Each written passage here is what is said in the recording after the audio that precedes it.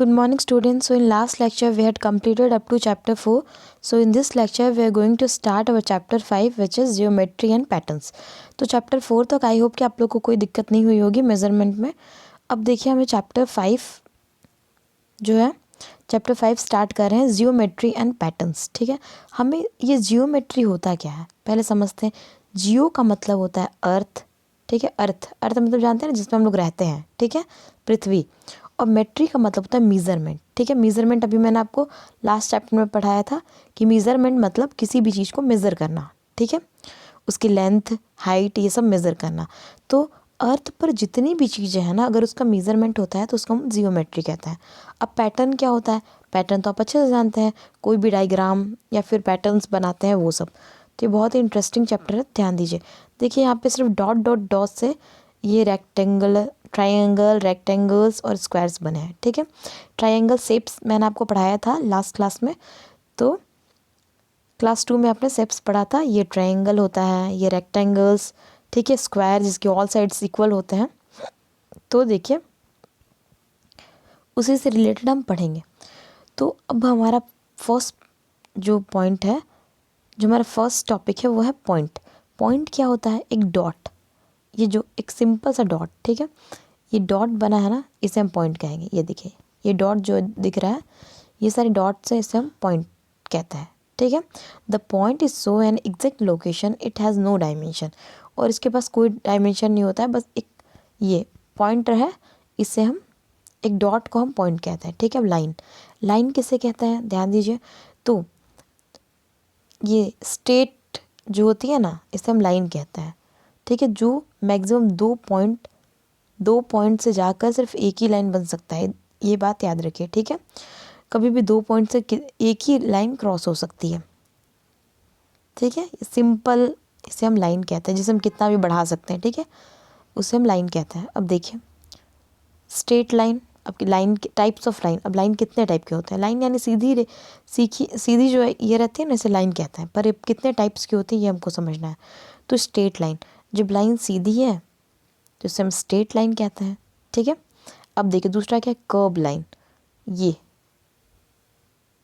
हो गया हमारा कर्व लाइन. ठीक है, ऐसे ऐसे ये सब कर्वी नेचर है इसका, तो इसे कर्व लाइन कहते हैं. अब देखिए थर्ड क्या, इंटरसेक्टिंग लाइन.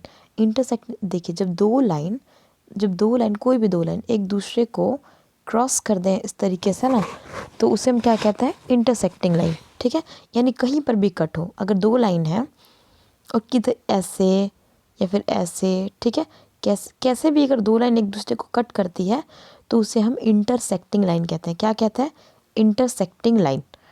कर्व लाइन क्या होता है, a line by joining point that may be in any direction is called curve line. ठीक है, जो कर्व नहीं नेचर के होते, स्ट्रेट नहीं होता है, कर्व होता है, उसे कर्व लाइन कहते हैं. स्ट्रेट लाइन समझ में आ गया, कर्व लाइन समझ में आ गया. अब इंटरसेक्टिंग लाइन भी. अब देखिए पैरेलल लाइंस क्या होता है, तो जब दो लाइन ठीक है एक दूसरे के एकदम सामने सामने होते हैं और वो दोनों कभी भी एक दूसरे को क्रॉस नहीं करेंगे. ठीक है, जैसे कि आप रेलवे की पटरी देखे होंगे. ठीक है, रेलवे की जो पटरी होती है वो एकदम जो दोनों साइड के जो बने होते हैं जब ट्रेन चलती है वो दोनों पैरेलल होते हैं. ठीक है, नदी के दोनों किनारे. ठीक है, वो क्या होता है, पैरेलल होते हैं. वो कभी एक दूसरे को क्रॉस करेंगे क्या, नहीं.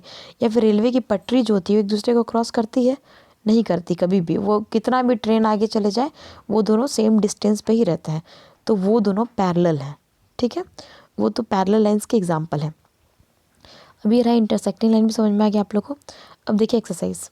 अब रे क्या होता है, एक और बचा है रे. रे क्या होता है, रे मीन्स होता है कि लाइन क्या होती है जो दोनों साइड से आगे बढ़ सकती है. देखिए एरो, दोनों साइड एरो होता है लाइंस में, पर रे में सिर्फ एक पॉइंट फिक्स होता है और दूसरे साइड से ही वो बढ़ सकता है आगे. ठीक है, एरो बोलते हैं ना, एरो वही रे होता है. ठीक है, एक साइड से ही वो आगे बढ़ेगा, दोनों साइड से नहीं बढ़ेगा, लेकिन जो लाइन है वो दोनों साइड से बढ़ती है आगे. तो अब देखिए एक्सरसाइज 5.1. तो अब इसमें आपको बताना है कि कौन कर्व लाइन है, कौन वर्टिकल लाइन है, कौन हॉरिजॉन्टल लाइन है. अब देखिए एक और होता है हॉरिजॉन्टल और वर्टिकल. तो हॉरिजॉन्टल का मतलब जो लाइन थोड़ी ऐसे सोए रहती है ना, इसे हम हॉरिजॉन्टल लाइन कहते हैं. और जो ऐसे खड़ी रहती है ना जो लाइन एकदम सीधी, उसे हम क्या कहेंगे, इसे हम वर्टिकल लाइन कहते हैं. ठीक है, ये वर्टिकल लाइन है और ये हॉरिजॉन्टल लाइन है. ठीक है, आप ये सारे कॉपी में नोट्स कर लीजिए. यहाँ से, ठीक है। कौन सा लाइन क्या होता है ये एग्ज़ाम में आ सकता है। स्लैंटिंग लाइन जो आधी तिरछी होती है ना, ऐसे ऐसे, इसे हम स्लैंटिंग लाइन कहते हैं। तो आप इसे कंप्लीट करिए। अब देखिए, अब इसमें हमें ये बताना है चैप्टर, ये क्वेश्चन नंबर ये आपके लिए होमवर्क है, ठीक है। बताना है कि कौन कौन है। ये इंटरसेक्टिंग लाइन है, ये हॉरिजॉन्टल लाइन, स्लैंटिंग लाइन, ठीक है, कर्व लाइन। अब बताइए उसको। अब देखिए question number B, right point, line, ray और line segment in each, also right how they are written. अब हमें देखिए ये क्या है, रे, ठीक है, ये क्या है, पॉइंट, ये क्या है, क्या है आपको लिखना है वहाँ पे, ठीक है। लाइन है कि रे है कि पॉइंट है कि लाइन सेगमेंट है। लाइन सेगमेंट क्या होता है, लाइन सेगमेंट देखिए, लाइन क्या होता है, जो दोनों साइड एरो होता है और दोनों साइड से वो आगे बढ़ता है। लाइन सेगमेंट और रे क्या होता है, एक पॉइंट फिक्स होता है और एक ही साइड से आगे बढ़ता है।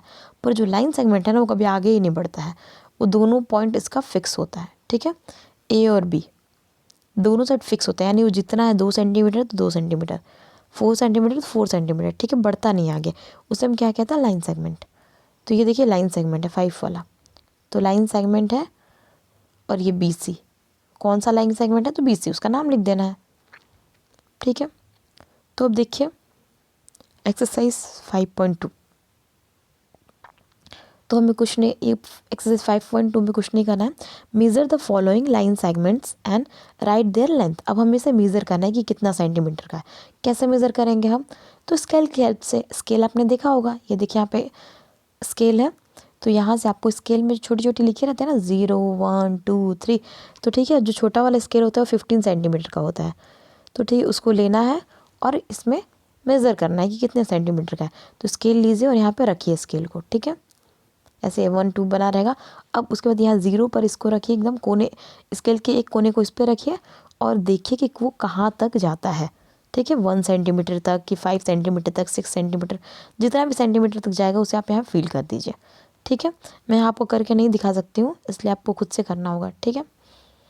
अब देखिए यहाँ भी क्वेश्चन नंबर बी में हमें क्या करना है, मेज़र करना है यहाँ भी।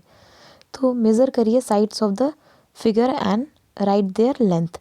अब हमें इसमें साइड्स को मेज़र करना है और इसकी लेंथ को लिखना है। तो पहले स्केल लेंगे, आप इसे मेज़र करिए ये वाले को, तो ये जितना होगा वही तो इतना होगा ना, तो इसमें यहाँ लिखिए, ठीक है। AB और BC, AD और BC, AD और BC सेम होंगे, AD और BC सेम होंगे और AB और CD सेम होंगे, ठीक है, क्योंकि ये पैरेलल लाइन है। अब देखिए फिर आप मेज़र करिए यहाँ भी और इसको लिखिए, ये आपका होमवर्क है। वैसे ये सारे शेप्स को देखना है, ये स्क्वायर को, ठीक है, फिर ट्रायंगल को, सबको मेज़र करके लिखना है।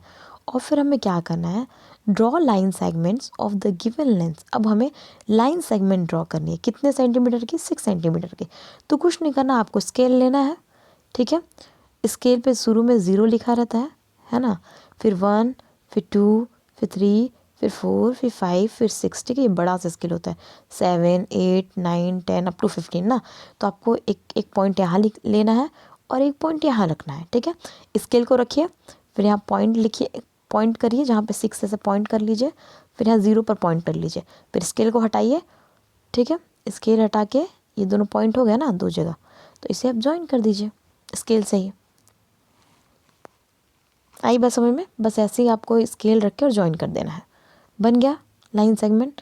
तो आई होप कि आप लोग को ये दोनों एक्सरसाइज अच्छे समझ में आया होगा। तो आज के लिए इतना ही, अब मिलते हैं नेक्स्ट लेक्चर में, और नेक्स्ट लेक्चर में आगे के क्वेश्चन को सॉल्व करेंगे, ठीक है।